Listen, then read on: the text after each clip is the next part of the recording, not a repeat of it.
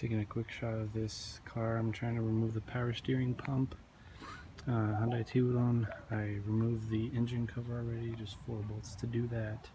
And the only other thing I've done so far is get the drive belt off of there. It seems that this wheel is going to have to come off to go onto the new power steering pump. And then this line that goes over here to the reservoir, I have to unbolt that from the power steering pump. I'll do that afterwards. I get the pump off of this assembly, but first 2 14mm bolts to get that off of the engine here, one back here and one over on the rear side. It's a little bit of a hard shot, but you can see how the bolts would line up on the pump, new pump. One there on front and one over on the back there. Alright, so I'm going to remove those. One other thing, before you completely unbolt the power steering pump from the engine, we want to break loose this bolt. It'll make it a lot easier to remove the pump from this high pressure power steering line. So I've removed those 2 bolts. They went there and back in this hole here on my old power steering pump. I've now placed them on my new one, like so. And the next thing I want to do is get this return line off of here. It's a 12mm bolt on there. I'll get that off, and I'll just put a oil drain pan underneath it. If you have anything smaller that would work, that'd actually be better. But unfortunately, in my case, I don't have anything smaller, so I'm just gonna try to maneuver it as best as I can so that my power steering fluid falls in here rather than leak all over my belt. And you don't want to get your belt wet down there because then that can cause squeaking and then possibly some slippage of the belt, which would be terrible. So that's what I'm going to do next. So I've gotten those 2 bolts off, so now my return line to my reservoir is separated from my old pump. I put those bolts on my new pump just so you can see kind of where they are.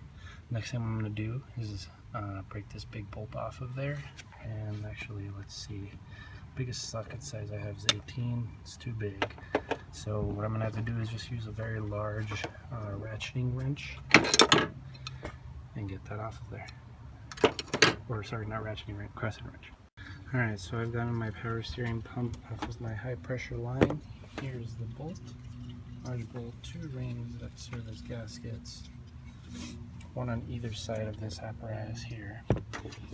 Now, the other thing I have to do is get this wheel that's going to go on my new power steering pump off of there. That's a 19mm bolt.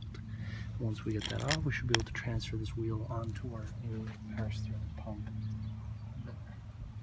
And the last thing to take off that pump after you get that wheel off of that bolt there is this little apparatus here. It seems to go connected to some wire. Just take that out. You're going to transfer all that stuff over to your new power steering pump. So before I start to install my new power steering pump, I'm going to flush the system.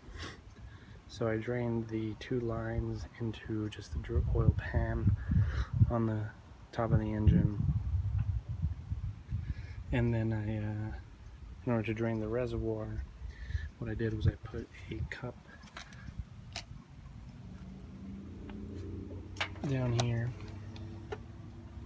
and then forced this pump below the level in the reservoir until it was empty. And that emptied it pretty well. So I got out of the reservoir essentially. So I actually went with putting my lines on it first, sort of the way it came out, and then I'm going to put that pump back in and then mount that gear wheel. One thing to note is on this return line, there's a little gasket that goes in this groove here. Sorry, where is it? Here. So I just took that gasket out of that groove, put it over here, since I lost the gasket that came with the kit. It looked pretty good, in good condition, so I just went ahead and did that instead. And sorry, actually, very quickly before we do that, this sensor here, sorry, I'm sure you can quite see it. That sensor we removed from the old pump, put it onto this new one. We just want to tighten it down and connect it to this little wire here.